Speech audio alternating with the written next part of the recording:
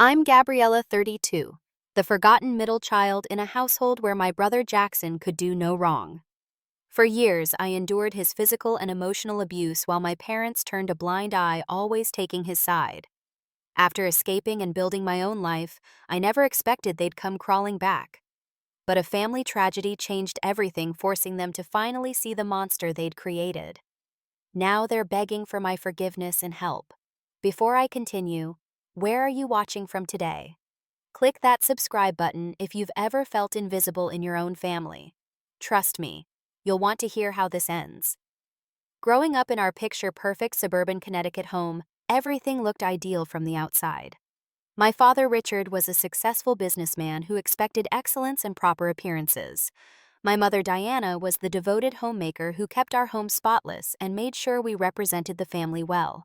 But beneath that carefully crafted veneer, our family dynamics were severely twisted. I was the middle child between my older brother Jackson and my younger sister Abigail. From my earliest memories, it was clear that Jackson held a special place in our family. He was the firstborn, the only son, the golden child who could do absolutely no wrong in my parents' eyes. Jackson is carrying on the family name, my father would proudly announce at family gatherings, his hand firmly on my brother's shoulder. He's going to take over the business someday. My father had built his investment firm from nothing, and in his mind, only Jackson was worthy of continuing that legacy. My mother wasn't any better. She doted on Jackson, constantly making his favorite meals, washing and ironing his clothes personally, even though she insisted Abigail and I learn to do our own laundry by age 12. Your brother has so many responsibilities, she'd explain when I questioned the double standard. We need to make things easier for him. As the middle child, I seemed to fade into the background. If I brought home an A on a test, my parents would nod distractedly. If Jackson brought home a C+, there would be celebration and praise for his improvement. Nothing I did ever seemed good enough to capture their attention the way Jackson effortlessly could. My younger sister Abigail and I developed a close bond, perhaps because we shared the experience of living in Jackson's shadow. We would whisper about the unfairness late at night in our shared bedroom, careful to keep our voices down so Jackson wouldn't hear and report back to our parents that we were being difficult again. The first signs that something was deeply wrong with Jackson appeared when I was around 6 years old. When adults weren't watching, he would pinch me hard enough to leave bruises, then smile and walk away. He'd wait until our parents were out of earshot, then tell me I was adopted, and that's why they didn't love me as much. Small cruelties that escalated over time. One particular incident stands out from when I was 7. I had received a beautiful porcelain doll for my birthday from my grandmother. I treasured it, keeping it displayed on my bookshelf rather than playing with it. One day I came home from school to find it shattered on my bedroom floor. When I ran downstairs crying, Jackson was sitting at the kitchen table with my mother. "Mom, Jackson broke my special doll," I sobbed. Before I could even finish, Jackson's face transformed into a mask of innocence. "I was at baseball practice all afternoon. I just got home 5 minutes ago." My mother sighed, annoyed at the interruption. "Gabriella, stop trying to blame your brother for everything. You probably knocked it over yourself and don't want to admit it." "But I didn't. I know he did it." "That's enough," my mother snapped. "Apologize to your brother for accusing him."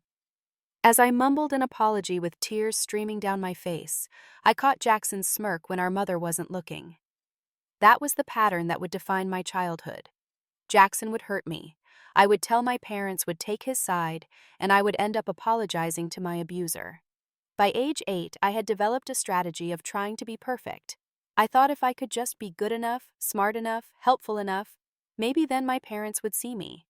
I kept my room immaculate, earned perfect grades, volunteered to help with chores, all in a desperate attempt to earn the love and attention my brother received effortlessly. But no matter what I achieved, Jackson remained the sun around which our family orbited. When he won a participation trophy in Little League, my parents took the whole family out to celebrate. When I won first place in the state spelling bee, my mother merely said, "That's nice, dear," before asking if I'd finished my chores. As my 8th birthday approached, I still held out hope that things could change. I still believed that if I tried hard enough, I could earn my place in the family. I had no idea then how much worse things would get, or that the pattern of abuse and dismissal was only just beginning to take shape. The invisible child I had become would soon face far more than just being overlooked.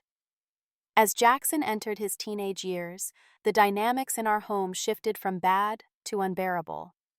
At 12 years old, I was still trying to win my parents' approval, while simultaneously trying to avoid my brother's increasing cruelty. Jackson, now 14, had discovered new ways to torment me that were far more sophisticated than the childish bullying of earlier years.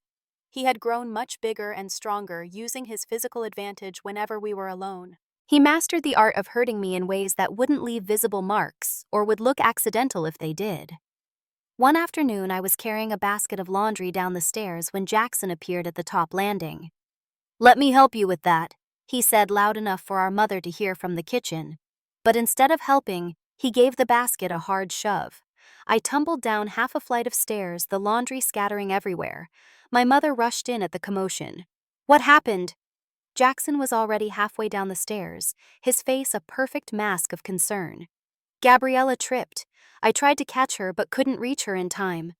I sat at the bottom of the stairs, my ankle throbbing. "He pushed me," I said through gritted teeth. My mother's face immediately hardened. "Gabriella, that's a terrible thing to say. Your brother was trying to help you.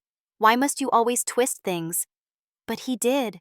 He's always hurting me when you're not looking." "That's enough," my father interjected, having heard the commotion. "Jackson, help your sister up. Gabriella, apologize for lying about your brother."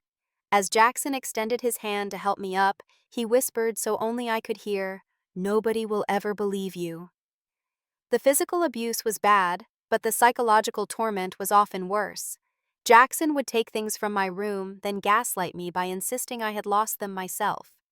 He would intentionally sabotage my school projects, then offer to help me fix them in front of our parents, playing the role of the caring older brother. He systematically isolated me from potential friends. If I brought someone home from school, he would charm them, then later tell them embarrassing lies about me. Eventually, I stopped trying to make friends altogether, knowing Jackson would ruin any relationship I attempted to build. The worst incident came when I was 13. Jackson and I were supposedly playing basketball in our driveway while our parents were gardening in the backyard. He aggressively checked me into the garage door, and I felt a snap in my arm followed by excruciating pain. When my parents rushed around at my screams, Jackson was already crafting his story. She was trying to block my shot and fell awkwardly. I told her not to play so rough. Even with my arm clearly broken, my father's first response was to lecture me about being more careful. At the hospital, when the doctor asked what happened, my mother smoothly interjected before I could speak, explaining it was a sports accident and how clumsy I could be. I attempted to tell the truth once we were alone with the doctor, but he seemed uncomfortable contradicting my mother's account. When I insisted Jackson had done it on purpose, my parents claimed I was trying to get attention, and possibly even suffering from some mental issues that made me want to blame my brother. That night, while my arm throbbed in its fresh cast, Jackson came to my room. "Try to tell anyone again," he whispered, "and next time it'll be your neck." The message was clear. Not only would no one believe me, but trying to speak up would only make things worse.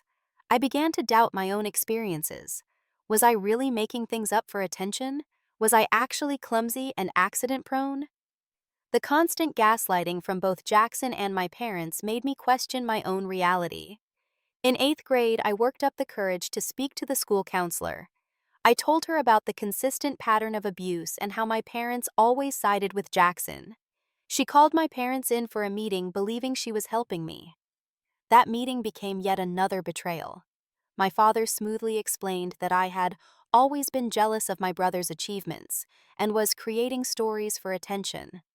My mother tearfully suggested I might need psychological help for my persistent lying. By the end of the session, the counselor was apologizing to my parents for wasting their time. The car ride home was silent until we pulled into our driveway. "You've embarrassed this family for the last time," my father said coldly. "If you ever pull a stunt like that again, there will be serious consequences." That night, as I cried silently into my pillow, I began to develop the coping mechanisms that would help me survive the next few years. I learned to become invisible, to speak only when spoken to move quietly through the house to avoid attracting Jackson's attention. I began keeping a hidden journal where I documented the truth, needing something to anchor me to reality when everyone around me insisted my experiences weren't real. Most importantly, I began to understand that my escape wouldn't come from convincing my family to see the truth.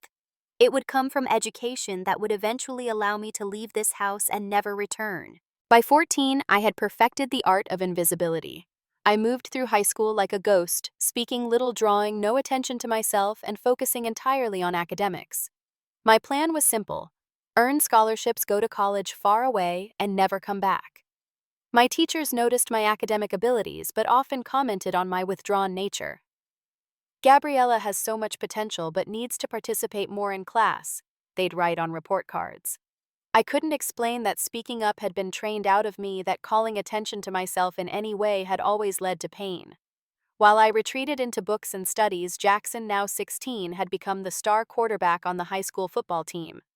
Our house was filled with his trophies, photographs of his touchdown passes, and a constant stream of teammates and adoring girls. My parents beamed with pride at everything he did, from mediocre grades to winning games. The contrast in how we were treated became even more pronounced during this time. Jackson had a midnight curfew. I had to be home by 9. Jackson got a car for his 16th birthday. I was told I could use the bus or walk. When Jackson failed a class, my parents hired a private tutor. When I asked for advanced placement materials that our school didn't offer, I was told to stop trying to show off. The abuse continued, but it evolved into more sophisticated forms. Jackson would no longer leave physical marks that might raise questions as he got older. Instead, he found more insidious ways to torment me. He'd delete my homework files from the family computer the night before assignments were due. He'd spread rumors at school that I cheated on tests, leading to uncomfortable scrutiny from teachers who had previously trusted me. My 16th birthday marked a particularly painful milestone. My parents had forgotten entirely until my sister Abigail, then 13, reminded them at breakfast. They hastily arranged a small family dinner, clearly annoyed at the inconvenience. During the dinner, Jackson managed to spill soda all over my new dress, the only gift I'd received. As I jumped up from the table, he put on a show of apologizing profusely. "It was an accident," he insisted, his eyes gleaming with satisfaction. "Don't be so dramatic, Gabriella." "Jackson, sweetie, don't worry about it," my mother soothed. "Gabriella can change clothes. You didn't mean it." "She's always so sensitive," my father added, shaking his head disapprovingly. I excused myself to change, fighting back tears. When I returned, they had already cut the cake without me, and Jackson was entertaining everyone with a story about his latest football victory. That night, Abigail slipped into my room after everyone had gone to bed. At 13, she was beginning to see the family dynamics more clearly. "Your birthday wasn't fair," she whispered, handing me a small wrapped package. I saved my allowance. Inside was a simple journal with a lock. "So you can write things down and no one can read them," she explained. It was the most thoughtful gift I'd ever received, and it marked the beginning of Abigail becoming my ally, slowly recognizing the dysfunction that had always been presented as normal. During my junior year, I experienced my first relationship. Michael was quiet like me, a fellow student in advanced placement classes, who never asked why I was so reserved. For a few months, I experienced what it felt like to be valued and seen. We would study together at the library, carefully avoiding my home, where Jackson would inevitably find ways to humiliate me. Predictably, Jackson couldn't tolerate seeing me happy. He approached Michael at school, spinning elaborate lies about my mental problems and obsessive behavior. When that didn't work, he threatened to have his football friends make Michael's life miserable if he continued seeing me. Michael tried to stand by me at first, but the pressure became too much when his car was vandalized in the school parking lot with a clear warning message. He apologetically explained that he couldn't handle the drama, leaving me isolated once again. That spring, the breaking point came. I had been accepted to several colleges, but kept the letters hidden, knowing my parents would try to convince me to stay local like Jackson, who had barely managed to get into the state university in our town. I was working on scholarship applications in my room when Jackson stormed in, holding the acceptance letters he'd found while snooping through my things. "Planning to abandon the family, huh?" he sneered. Mom and Dad won't let you go. When I tried to grab the letters back, he held them out of reach, then began ripping them up one by one. Something in me snapped. Years of suppressed rage erupted as I lunged at him, screaming and trying to save my precious acceptance letters, my tickets to freedom. Our parents rushed in to find me clawing at Jackson, who was playing the victim, holding his arms up defensively while destroying my future with his other hand. "She just attacked me," he gasped. "I found out she's been hiding college acceptance letters, planning to leave without telling anyone. I was just trying to talk to her about it." What followed was the worst confrontation yet. My parents were furious, not about Jackson invading my privacy or destroying my property, but about my secretive behavior and violent outburst. "After everything we've done for you," my father thundered, "this is how you repay us, by sneaking around behind our backs." Through tears, I finally spoke the truth I'd been holding back for years. "You've never done anything for me. You've always loved Jackson more. He's been hurting me our entire lives, and you've never, ever protected me." My mother's face went cold. "You need help, Gabriella. Professional help. Your jealousy of your brother has twisted your perception of reality." In that moment, looking at their faces, I realized a fundamental truth they would never see. They would never believe me. They would never choose me. And most importantly, I would never be safe as long as I lived under their roof. That night, I made my decision. I would accept the scholarship offer from the university furthest from home on the opposite coast. I would find a way to support myself. I would escape no matter what they said or did. My life depended on it. The day my acceptance package arrived from Berkeley with a full academic scholarship, I felt the first ray of genuine hope I'd experienced in years. The university was over 2,000 miles away from Connecticut, far enough that weekend visits would be impossible. The scholarship would cover tuition and housing, meaning my parents couldn't control me through financial support. When I announced at dinner that I had accepted Berkeley's offer, the reaction was exactly what I expected. "Absolutely not," my father said flatly. "That's clear across the country. You'll go to Connecticut State with Jackson, where we can keep an eye on you." "The scholarship covers everything," I countered, my voice surprisingly steady. "You won't have to pay anything." "This isn't about money," my mother interjected. "It's about family. We stay together. Jackson understands that. Why can't you?" Jackson smirked across the table. "Yes, sis. Don't you care about family?" For once, I didn't back down. "I'm going," I said simply. "I've already accepted." What followed was weeks of emotional warfare. My parents alternatively threatened and pleaded. They claimed I was betraying the family, that I was mentally unstable, that I would never survive on my own. They threatened to refuse to sign my FAFSA forms, which would have prevented me from receiving financial aid. Thankfully, my high school guidance counselor, Ms. Patterson, recognized my situation for what it was and helped me navigate the process of declaring myself an independent student. It was complicated and required documentation, but with her help, I secured the necessary paperwork to proceed without my parents' cooperation. The summer before college was the longest of my life. I worked 2 jobs, saving every penny for expenses my scholarship wouldn't cover. I sold anything of value I owned. I carefully gathered important documents like my birth certificate and social security card, keeping them in a secure location outside our home. Jackson, seeing my determination, shifted tactics. Instead of his usual torment, he began playing the role of concerned brother in front of our parents. "I'm just worried about her being so far away," he would say with fake sincerity. "She's not emotionally stable enough for that kind of independence." My parents ate it up, praising his brotherly concern while increasing their pressure on me to change my mind. The day I left for Berkeley was tense. My father refused to drive me to the airport, calling my decision a slap in the face to this family. My mother cried dramatically, predicting I would fail and come crawling back. Jackson watched with cold eyes, knowing his primary target was escaping his reach. Only Abigail hugged me genuinely, slipping a note into my hand that simply read, "I understand now. Be free. I'll be okay." The plane ride to California felt like crossing into another dimension. With each mile that passed beneath me, I felt the weight of years of abuse beginning to lift. By the time I landed in San Francisco, I was shaking with a mixture of terror and exhilaration. I was on my own, but I was free. The early months at Berkeley were challenging in different ways. I had escaped the abuse, but I carried its effects with me. I flinched when people moved too quickly near me. I apologized constantly for things that weren't my fault. I struggled to believe compliments from professors or potential friends, certain they were setting me up for some cruel joke. Academically, I thrived, pouring myself into studies just as I had in high school. But socially, I was a mess. I had never learned how to form healthy relationships. I was suspicious of kindness, waiting for the other shoe to drop. My first real breakthrough came during spring semester, when my roommate Lindsay literally refused to let me spend another weekend alone in our dorm room. "You're coming to this party with me," she insisted. "No excuses. You can leave after an hour if you hate it, but you're going."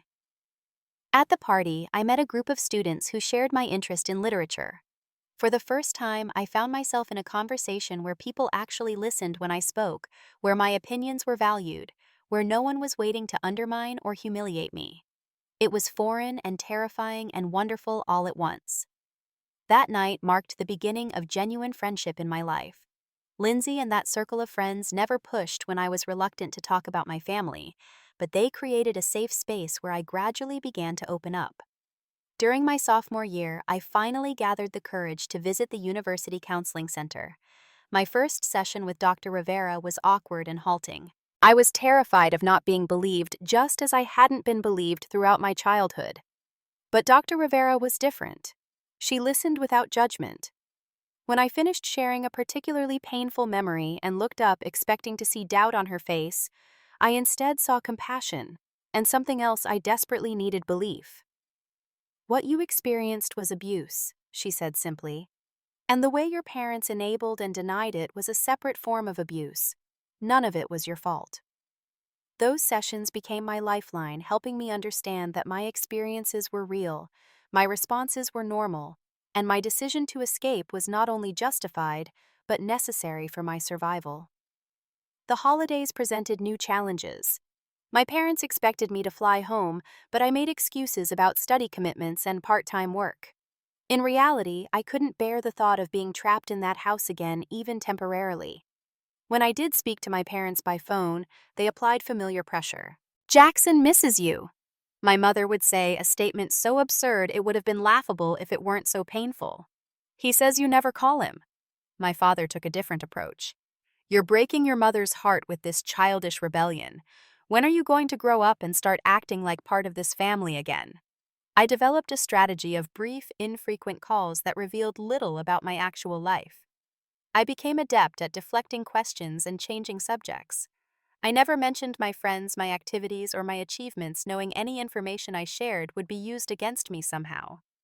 With each semester that passed, with each holiday I spent with friends, instead of returning home with each therapy session that helped me process my trauma, I grew stronger.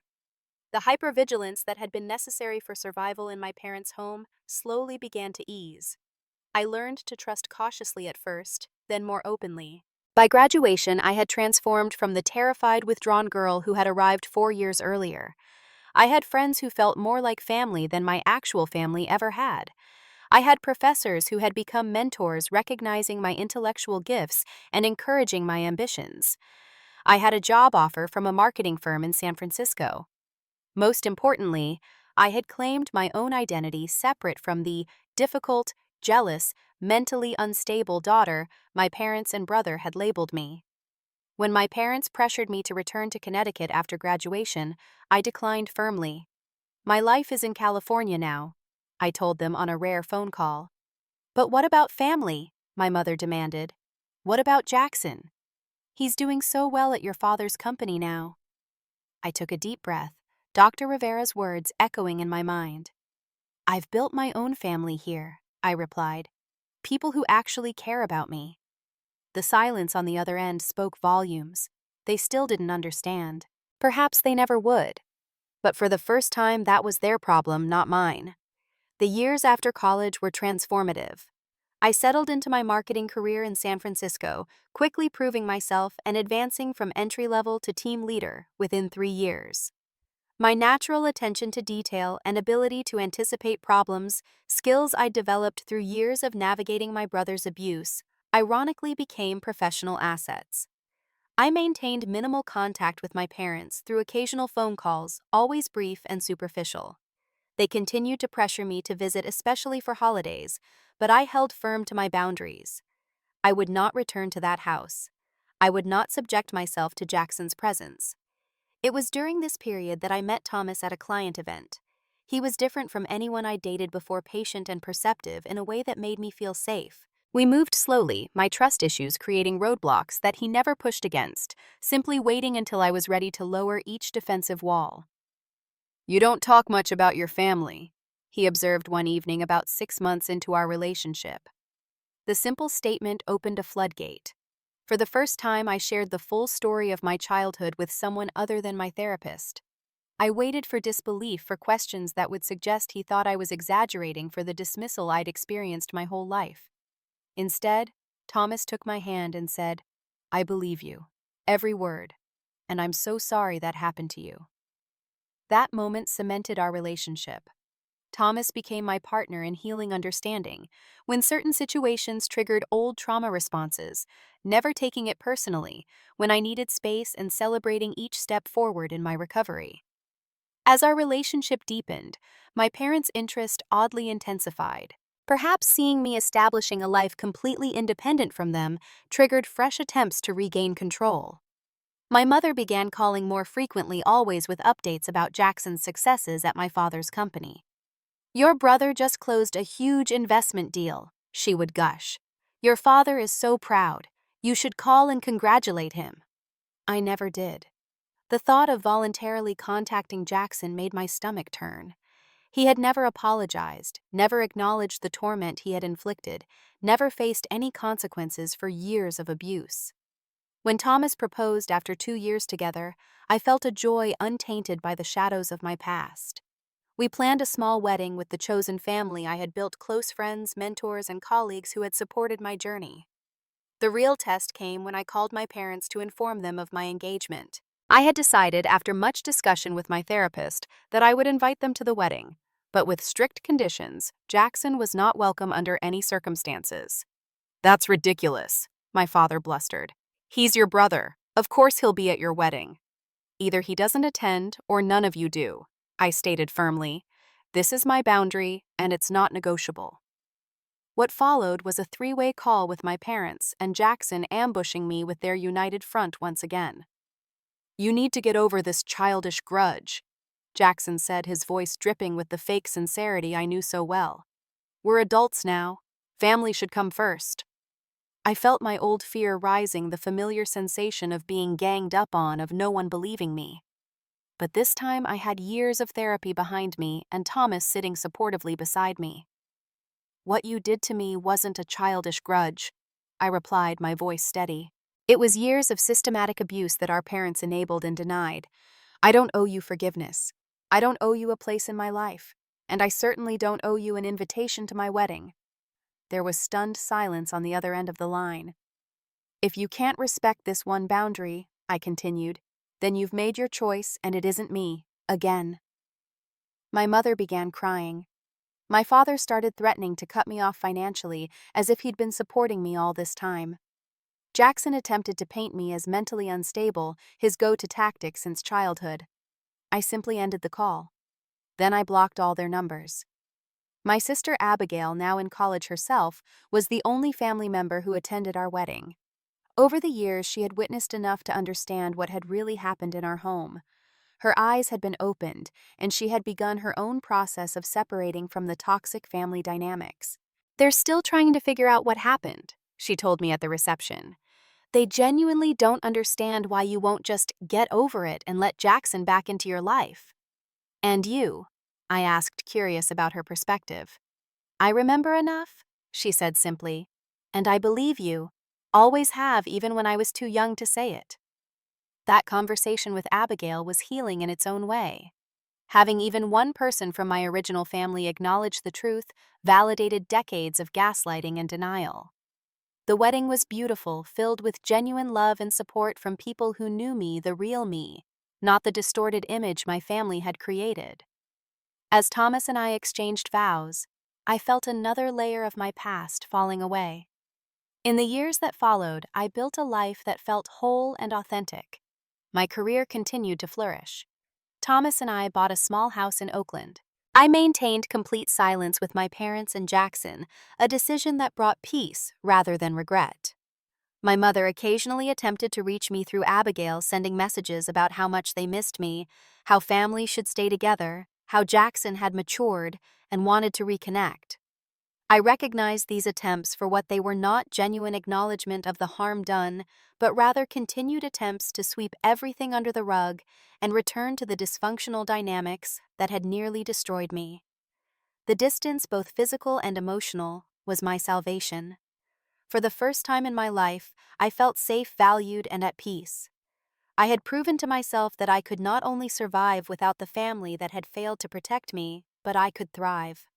5 years of blessed distance from my family had allowed me to build a life I genuinely loved.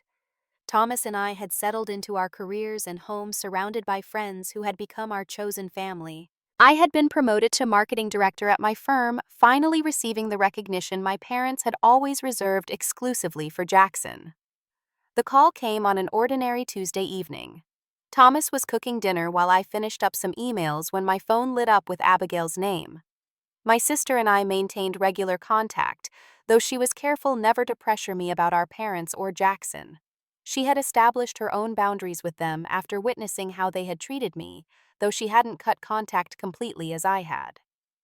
"Gabriella," her voice was tense, lacking its usual warmth. "Something's happened. It's about Jackson." My body instinctively tensed, preparing for some news about another achievement, another reason my parents would try to guilt me into reconciliation.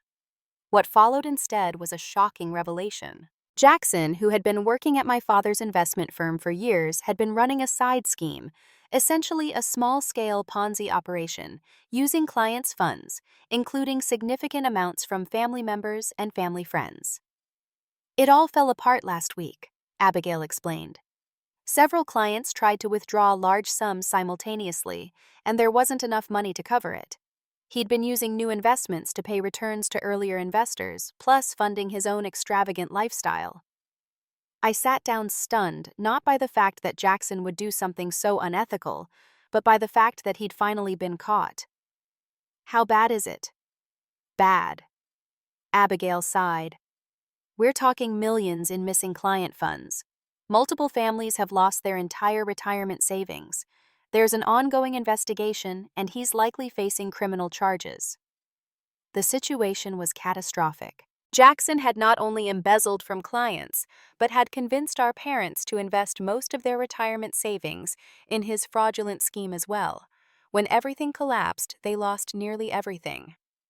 "Dad had to liquidate the business to try to repay some of the clients," Abigail continued. "They're selling the house too.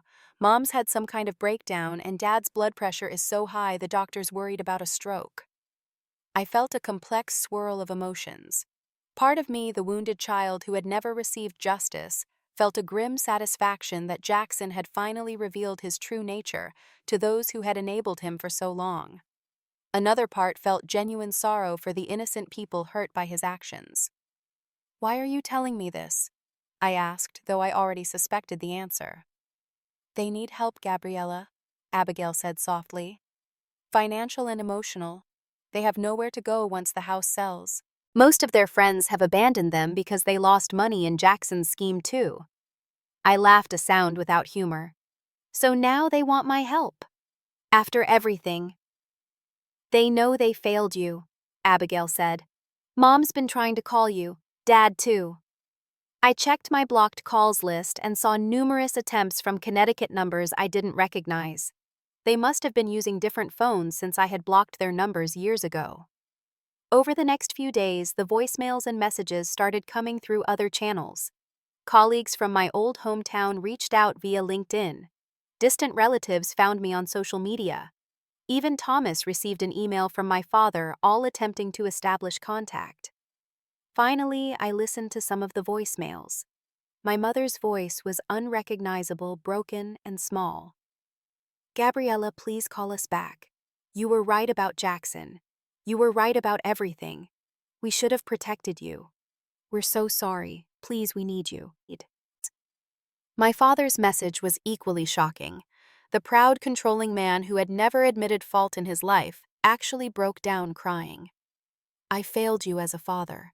I didn't believe you when I should have. I chose wrong, and now I've lost everything because of it. Please, Gabriella. I know we don't deserve your help, but we have no one else. Abigail revealed that she had been trying for years to make our parents see the truth about Jackson. After I left for college, she had experienced some of his manipulation herself, though never to the degree I had suffered. She had told them repeatedly that my accounts of abuse were accurate, but they had dismissed her too, assuming she was just influenced by my stories. It took losing everything for them to finally see what was right in front of them all along, she said during one of our calls. Jackson kept up the Golden Boy act until he didn't need to anymore. Once he had control of their money and so many others, the mask came off. According to Abigail, our parents were devastated not just financially but emotionally. The son they had placed on a pedestal defended at all costs and sacrificed their relationship with their daughter, for had betrayed them in the most fundamental way. Their entire worldview had collapsed. Thomas listened patiently as I processed my conflicting emotions, never pushing me toward either reconnection or continued estrangement. "This has to be your decision," he said. "Whatever you choose, I'll support you. Just make sure you're doing it for the right reasons, not out of obligation to people who never fulfilled their obligations to you." I consulted Dr. Rivera, my therapist since college, who now handled our sessions via video calls.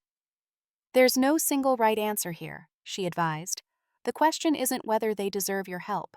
The question is whether engaging with them in any capacity is healthy for you, and if so, what boundaries need to be in place to protect your well-being. As the messages continued to pour in, I learned more details about Jackson's situation. He was facing multiple federal charges for wire fraud, securities fraud, and money laundering. Several of his victims were pursuing civil cases as well. He was looking at significant prison time and financial ruin. Most tellingly, in all this chaos, Jackson himself never attempted to contact me.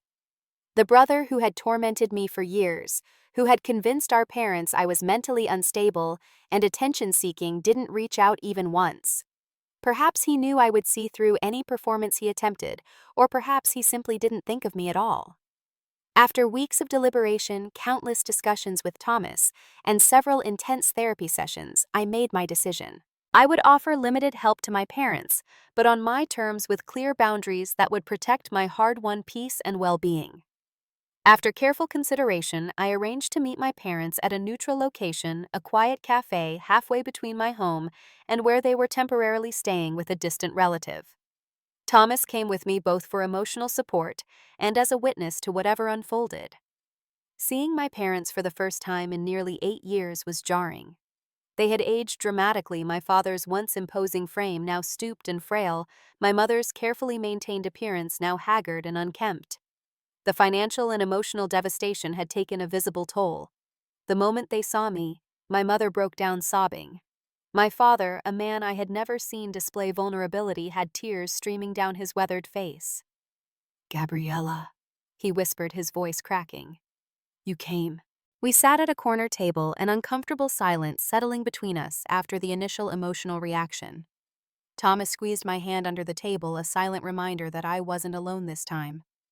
"Before we discuss anything," I began, my voice steadier than I felt, "I need to know that you understand what happened, not just with Jackson's financial crimes but throughout my childhood."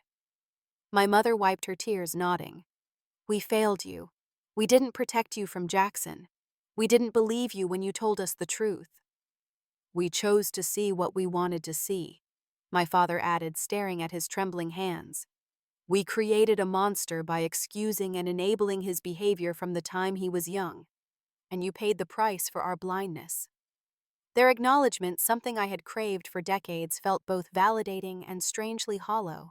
It had taken complete destruction of their lives for them to finally see the truth. "Abigail told us everything after you left," my mother continued.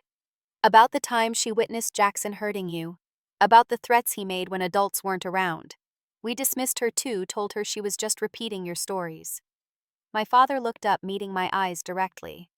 When everything fell apart with Jackson's scheme, when we saw what he was truly capable of, all the pieces fell into place. The son we thought we knew never existed, and the daughter we failed to see was the one telling the truth all along. I took a deep breath, processing their words. I appreciate your acknowledgement, but you need to understand that it doesn't erase what happened. It doesn't undo the damage. We know, my mother whispered. We don't expect forgiveness. We just didn't know where else to turn. We spent the next hour discussing their situation. They had lost their home, most of their savings, and were facing several lawsuits from people who had invested with Jackson based on their recommendations.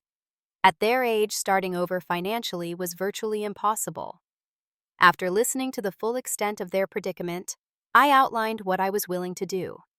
I would help them find affordable senior housing and cover the security deposit and first few months of rent. I would connect them with legal resources to navigate the lawsuits. I would ensure they had access to necessary medical care. What I would not do was give them large sums of money directly. I would not invite them to live with me and Thomas. And most importantly, I would not have any contact with Jackson, nor would I support any attempts to defend or minimize his actions. He's still our son, my mother said reflexively, then immediately regretted her words when she saw my expression harden. That's your choice, I replied coolly. But my boundary is clear. If you want my help, Jackson is not part of the equation. I will not discuss him, see him, or hear updates about him. If you can't respect that, then this meeting is over. My father placed his hand on my mother's arm. We understand and we accept your terms. We've already lost one child to our own blindness. We don't want to lose you again because of him. Over the following months, I helped my parents relocate to a modest senior living community about an hour from my home. I arranged for financial counseling to help them manage what little they had left and connected them with a pro bono attorney who specialized in cases like theirs. Our relationship remained tentative and carefully bounded. We met occasionally for lunch, always in public places, always with Thomas present. I maintained firm boundaries about what I was willing to discuss and made it clear that any mention of Jackson would end the conversation immediately. It wasn't easy. Years of ingrained patterns didn't disappear overnight. My mother occasionally slipped, making comments that minimized past events or subtly attempted to elicit sympathy for Jackson. My father sometimes reverted to his authoritative tone, forgetting that I was now an adult beyond his control. Each time I calmly enforced my boundaries, sometimes by simply standing up and leaving. Gradually, they began to learn. Our interactions became less strained, though never completely comfortable. There were moments of genuine connection, brief glimpses of what our relationship might have been if they had been different parents, if they had protected me as they should have. Jackson, meanwhile, accepted a plea deal and was sentenced to 8 years in federal prison. He made several attempts to contact me through mutual acquaintances, sending messages about how he had changed and found God in prison. I ignored every overture, maintaining my complete separation from the person who had caused me so much pain. Abigail moved closer to me, taking a job in San Jose that allowed us to strengthen our relationship. She became a regular presence in our home, the one family member I had never had to cut out of my life. They ask about you all the time, she told me during one of our sister dinners. Not in a pressuring way, but I can tell they genuinely regret everything now. Regret doesn't change the past, I replied. And it came too late to matter in the way it would have when I was a child crying for help. She nodded, understanding. Do you think you'll ever forgive them? I considered the question carefully. I'm not sure forgiveness is the right word. I've made peace with what happened, and I don't carry the active anger I once did. But forgiveness suggests wiping the slate clean, and that's not possible. Some slates stay marked forever. We just learn to write new stories on different slates. As I continued to navigate this complicated new reality with my parents, I realized an important truth: healing doesn't require reunion with those who hurt you. It doesn't require forgiveness in the conventional sense. What it requires is reclaiming your own narrative, establishing boundaries that protect your well-being, and choosing consciously who belongs in your life and on what terms. My parents had failed me catastrophically. That would always be true. but in building my own life, in choosing a partner who respected and valued me, in creating connections with friends who became family, I had broken the cycle. I had become the protector that my childhood self never had. And in that realization, I found a kind of peace that transcended the old pain, a freedom that no family legacy could take away. If my story resonates with you, please know that you're not alone. So many of us have survived family dysfunction and abuse only to be gaslit and dismissed when we tried to speak our truth. Remember that you deserve to be believed, to be protected, and to create a life defined by your own terms, not by those who failed you. If you found value in my experience, please hit that like button and subscribe to hear more stories of resilience and healing. Have you ever had to establish difficult boundaries with family members? Share your experience in the comments below. Thank you for listening. And remember, sometimes the family we choose becomes more important than the family we were born into.